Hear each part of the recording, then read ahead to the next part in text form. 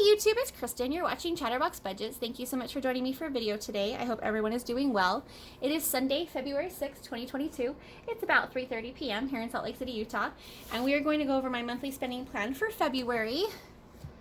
Let's see if I can remember where I put it. I want to say it's right there. Okay. So I'm an hourly employee who's paid bi-weekly. However, I do budget monthly, and I am I don't know if a month ahead on my expenses is the right way to say it, but basically my expenses for February are already covered by my 2 paychecks in January. So everything that I'm going to go over here, I already have the money sitting in an account or in my safe or whatever. So I hope that makes sense. Okay. So we'll go over my scheduled expenses first. Those are expenses that have a set due date and a set dollar amount. The due date and amount may change from month to month, just depends on which bill it is. But I know ahead of time, before the month starts, how much I'm going to be paying and when. So that's why I call them scheduled expenses. They have a date on the calendar where I can tick it off and say it's been paid. So for that, I've got auto insurance is $56.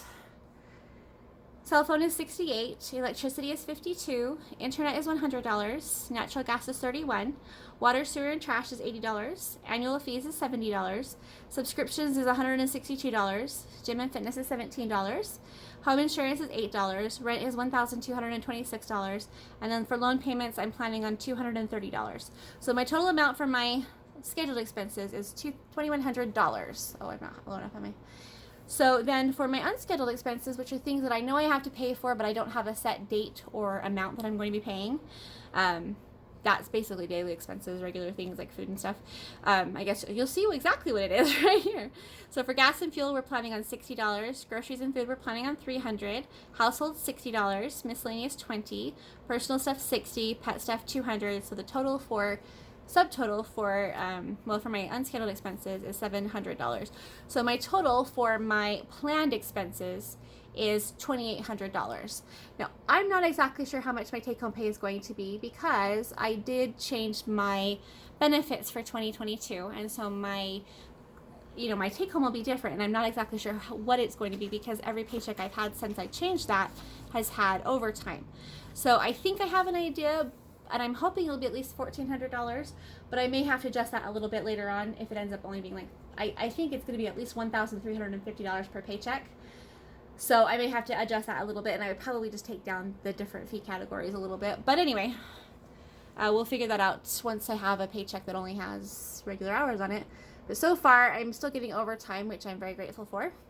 Okay, so these are my unplanned expenses, or also called irregular expenses. These are things I know I'm going to be paying for, and what I do, these are my versions of the sinking funds, okay? So they're called freedom funds.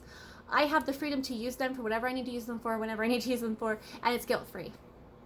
This is money that I've earned, I put aside, so I can spend it on whatever I need to spend it on. But instead of having separate envelopes with money in them all the time, I put it all into one main fund, and then every month I will just allocate it to whatever fund I know I need to use that month. So for example, right now there's $500 sitting in my freedom fund, and then there's $500 sitting in my contingency fund. My contingency fund is my version of the emergency fund. So for my freedom fund this month, I don't need to use anything for auto care, knock on wood. Entertainment, nothing so far. Gifts, nothing at this moment. My health fund, I'm planning on $100. Now, health fund is my health savings account. I do have $1,000 sitting on that card, and I do contribute $56 a paycheck to that, and my employer contributes also. So that one doesn't actually come out of my my freedom fund. It's actually a separate thing that can only be used for health stuff. So that'll be for prescriptions, over-the-counter medications, whatever I need to spend it on. And I don't usually spend the full $100. I did do a big stockpile of goods back in October and spent like $600. I still have a lot of that left, so I'm planning on $100 just in case, but I don't expect to spend that much. So, and then my personal care fund, which is basically self-care, but I call it personal care, $50 for that one because I do have a hair appointment on Tuesday. Pet care fund, I'm planning on $250. That's because my dog does have to go to the vet for his annual exam and stuff. And he does have a $250 deductible because my pets are all insured. And so I plan on the $250, and then usually we'll only spend like $246, and the insurance won't count I get his nails clipped, or his claws clipped, while we're there. They won't count that as part of it. So anything above the $250, I would pay 10% of, as long as it's not considered a pre-existing condition or whatever. So we've never even gotten higher than the $250 in a year. So I'm not too worried about it, but that's how much I'm planning on. Shopping, I'm planning on $100. I do have an Affirm loan, which is basically like they paid Walmart for me, so I owe them money for Walmart when I bought a safe back in November. I owe them $50 for the month, and then I'm going to give myself $50 for spending on other stuff that might come up. I'm hoping not to spend that. Now the shopping, the $50 will come out of my Freedom Fund, but the other 50 I'm hoping to just use my Amazon gift card. So I'm hoping to not have to use cash for that one, but we'll see how it works out. So my total that I'm planning on for irregular expenses for February is $500. Now last month I went over, I didn't actually budget anything last month or plan anything last month, and I spent $533.96 on shopping. So I think that's out of my system. It was mostly Franklin Planner stuff, and I got some extra masks and things. So hopefully this month I can manage not to overspend. But with spring coming and new styles coming out of clothes, I may need to replace a couple of my shirts or something, my jeans maybe, I don't know. So I'm going to give myself a little bit just in case, but I'm not too stressed about it. Okay, so yeah, I think that covers everything. Auto care fund last year, well, one reason I do it this way, instead of having the envelope stuffed every paycheck or whatever and having it sitting aside, I don't like having separate envelopes with money sitting in them for things that I may not use for 8 or 9 months when I need to use it for other things. So that didn't really make a lot of sense when I heard it out loud. But basically, a good example is my auto care fund. So last year, I did have money sitting in my Freedom Fund. I don't remember how much I had, but it was all in the main account. I needed to get a new battery for my car. It was $150. And then with the core fee, it ended up only being like $120. But I used that, and then I had to get 4 brand new tires in February. That was $450.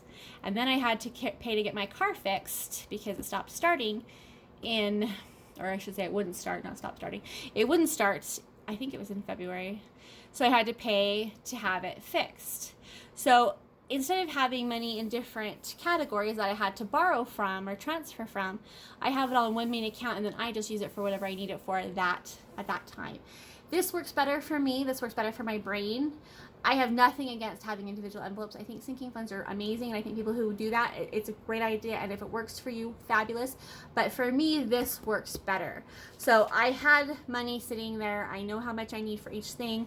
So I am actually going to be using cash for the personal care, pet care, and probably the shopping, because I do have money sitting in my safe, and then I'll just take it to the bank to deposit for the pet care fund before I have to pay the bill, and then same with shopping.